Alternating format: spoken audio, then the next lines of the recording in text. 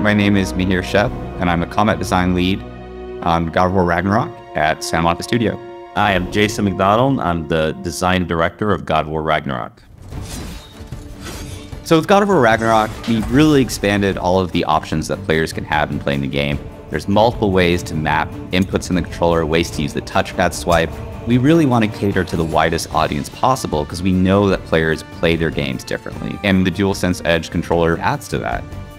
There's a lot of features I like on the DualSense Edge for God of War Ragnarök, which I like, because I'm, in the action. So it's like, having a nice kind of solid control in your hand works really well for God of War. In the case, there actually are different sticks that you could use. There's the default on the PS5 controller, but then there's these low domes and the high domes, and I chose the low domes. They're like the classic DualShock analog sticks from before. In God of War, you're hitting the triggers a lot, because that's where your primary attacks are and aiming. So I ended up using the low stops for the triggers to make them feel more like regular buttons.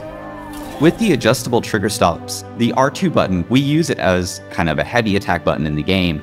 And so being able to adjust the trigger stop so that it is more responsive, it feels more like a straight button. And then the aim input, which is on the left L2 button, I had the trigger stop over there set to a medium setting. And overall, it just felt faster, more responsive, which again, in the heat of combat is kind of an added bonus. The back buttons, I actually used a lot of setups. The first thing was just to remap the L3 and R3s because we ended up pressing that a lot. I mapped sprint over to the left, map lock on over to the right. But I think what I really settled on was weapon switching just because the speed in doing that were much quicker than the D-pad. So you can have your thumbs on the analog sticks the whole time in the middle of combat, look around freely, move freely, and change weapons when you want.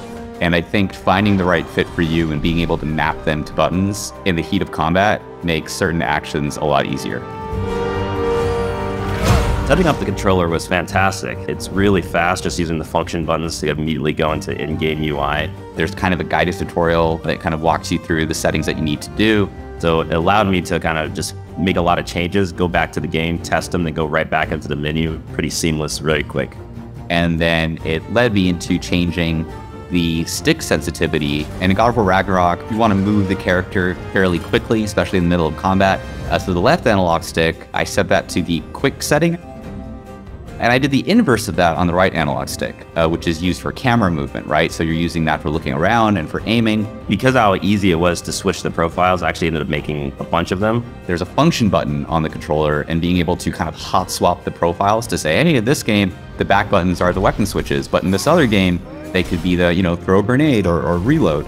That functionality just being easy and just in the controller, you can press it at any time you want, is something that I think a lot of players are going to enjoy.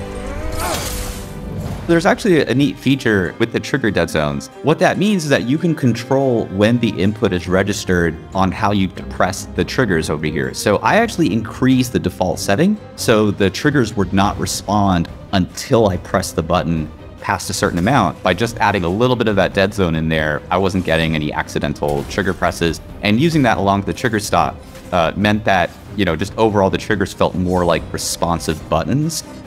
For God of War, we already try to make a lot of effort to allow you to customize. We know that some people like to attack on squares, some people like, all sorts of button mappings. We have all that in the game already.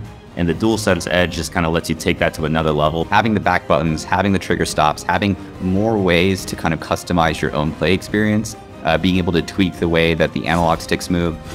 It's kind of already in line with what the game tries to do. It just adds even more to what you can do and play the way that feels best for you.